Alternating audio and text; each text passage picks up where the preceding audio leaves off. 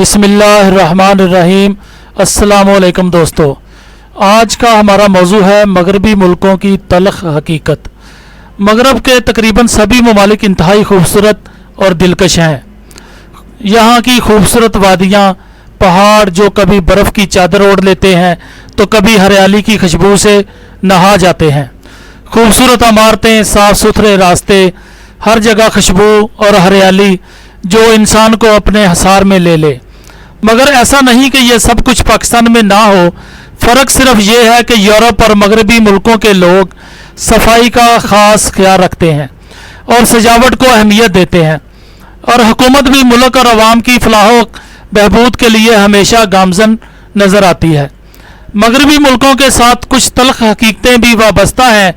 ये हकीकतें कुछ हकूक़ से वाबस्ता हैं तो कुछ मजहब से और कुछ आज़ादी से, जो यहाँ के वो लोग जिनका तल्लुक़ ख़ास तौर पर एशिया या अक़लियत से है, हर दिन महसूस और बर्दाश्त करते हैं। आप देख रहे हैं गोल्डन न्यूज़ चैनल।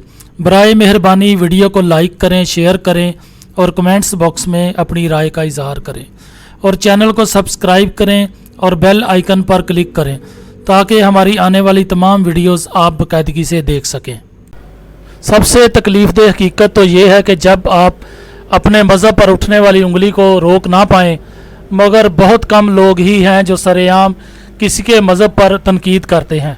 अलबत्ता मौका को गंवाते हुए या फिर आज़ादी इज़हार राय के नाम पर ज़रूर इस्लाम को तनकीद का निशाना बनाया जाता है। इन मगरबी मुल्कों में इस्लाम के हक़ में बोलने वाले को दहशत गर्द और इंतहा पसंद समझा जाता है। अब आज़ादी इज़हार राय है क्या?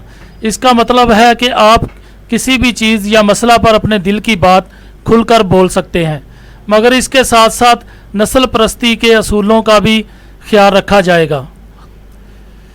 मतलब आज़ादी इज़हार राय के नाम पर आप किसी के मज़हब और रंगो नस्ल पर कोई बात नहीं कर सकते।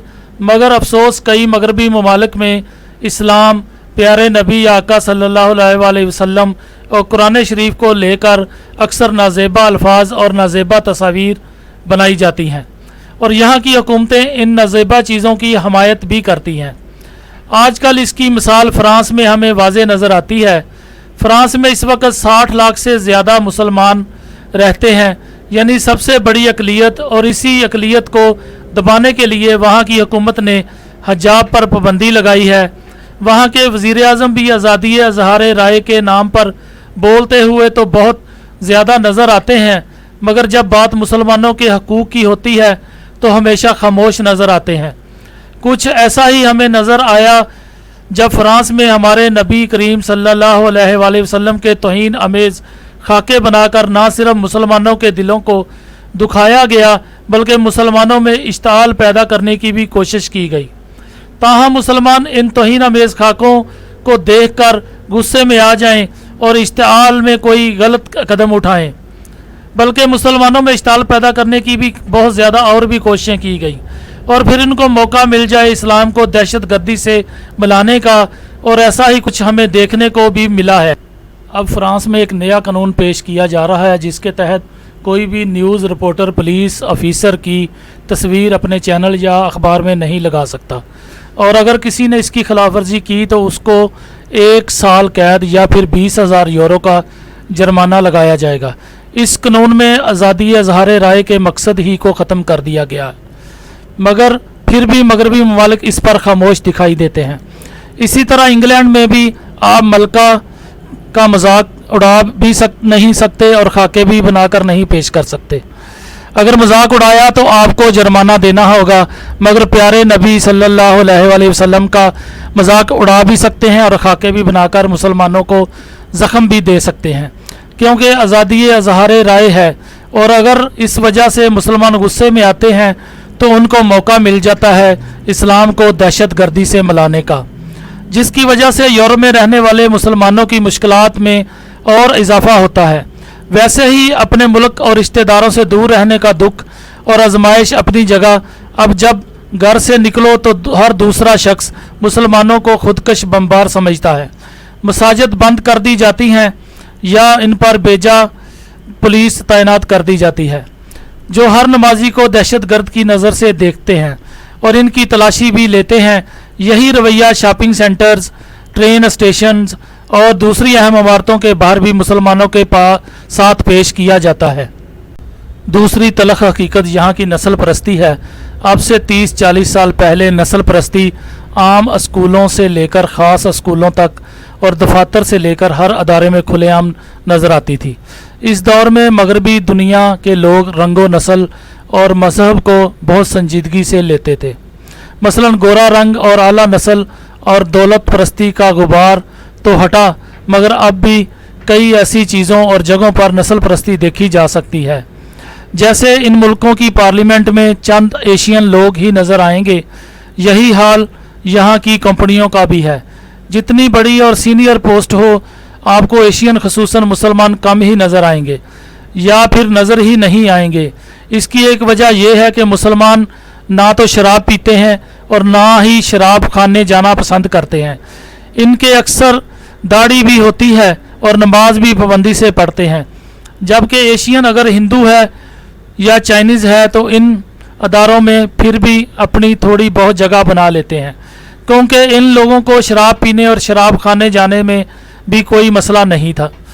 ان غیر ملکیوں نے کئی ایسی تحریکیں بھی چلائی ہیں، جیسے بلیک لائف میٹر اور ڈائیورسٹی، جس کے تحت رنگ، مذہب اور نسل کو نظر انداز کر کے لوگوں کی قابلیت کو اہمیت دینے پر زور دیا گیا۔ مگر اب بھی تقریباً ہر کمپنی اور ادارے میں سینئر پوسٹ کے لیے رنگ و نسل ہی کو ترجیح دی جاتی ہے۔ عورتوں کی بے جا آزادی اور برابری بھی یہاں کی تلخ حقیقتوں کا ایک حصہ ہے۔ مغربی عورتیں ہر وہ عمل کرتی ہیں جس کی وجہ سے وہ اپنی ہی عزت اور آبرو کھو بیٹھتی ہیں، جس میں نہ صرف ان کی اپنی بلکہ ایشین خاندانوں کی نسلیں بھی تباہ ہو رہی ہیں۔ مغربی عورتیں شادی اور ذمہ داریوں سے خود تو کوسوں دور ہیں، اب تو یہاں کے مردوں کو بھی شادی کے نام سے چڑ ہو گئی ہے، خاص طور پر انگلینڈ کے مردوں کو، کیونکہ یہاں کے قانون نے یہاں کی عورتوں کو بے جا حق دیا ہے، جس کی بنیاد پر وہ یہاں کے مردوں کو بآسانی کنگال کر سکتی ہیں، کیونکہ شادی کے بعد علیحدگی پر یہاں کی عورتوں کو مرد کی جائیداد سے آدھا حصہ ملتا ہے، اور اگر اولاد ہوئی تو اس کا پورا خرچ اسکول سے لے کر 18 سال کی عمر تک مرد کے ہی ذمہ ہوتا ہے، جبکہ یہاں کی عورت جو بنا شادی کے بھی مرد کے ساتھ رہنے کو تیار ہے پارٹنر کی حیثیت سے، جس میں قانونی طور پر مرد کا ہی فائدہ ہے، اس کو اپنی جائیداد سے کچھ نہیں دینا پڑتا۔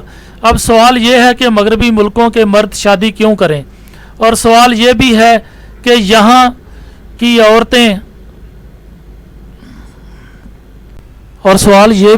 یہاں کی عورتیں بنا شادی کے ساتھ رہنے کو تیار کیوں ہیں؟ وجہ ظاہر ہے برابری اور بیجا آزادی کی خواہش ہے۔ اس کی وجہ سے ایشین بچیوں کا مستقبل بھی خطرے میں ہے۔ اگر بات یہاں کے بچوں کی کروں تو اور بھی برا حال ہے۔ ان بیچاروں کو 18 سال تک ان کے والدین ایسے پالتے ہیں جیسے کسی غیر کا بچہ ہو۔ جیسے ہی یہ 18 سال کے ہوتے ہیں ان کو گھر سے نکال کر زمانے کے سپرد کر دیا جاتا ہے تاکہ وہ اپنی زندگی خود بنائیں۔ کہنے کو تو یہ والدین کی یہ خواہش اچھی ہے کہ وہ بچہ اپنی زندگی کے فیصلے خود لے، مگر بنا کسی تحفظ کے یہ بچے اکثر شراب اور نشے جیسی بری عادت میں پڑ جاتے ہیں، اور زندگی کے وہ خوبصورت پہلو جو اپنے والدین کی سرپرستی میں گزار سکتے تھے شراب اور جوئے کی نظر ہو جاتے ہیں۔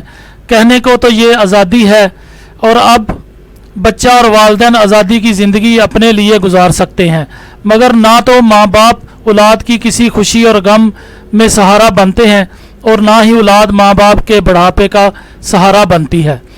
ان کے اس معاشرے کا اثر ایشین خاندان کے بچوں پر بھی برا پڑتا ہے۔ ایشین خاندان کے بچے اپنے آپ کو قیدی محسوس کرتے ہیں اور ایشین خاندان کے بچوں پر بھی برا اثر پڑتا ہے۔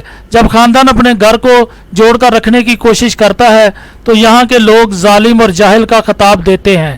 یہی وجہ ہے کہ اکثر ایشین مسلمان خاندان اپنے بچوں کے جوان ہونے سے پہلے ہی اپنے ملک واپس چلے جاتے ہیں۔ افسوس آخر میں یہی کہوں گا کہ ہم پاکستانیوں کے لیے مغربی ملکوں میں رہنا کچھ ایسا ہے جیسے دور کے ڈول سہانے۔ یہاں کے اپنے مسائل اور مشکلات ہیں، देखा जाए तो यहाँ की हुकूमत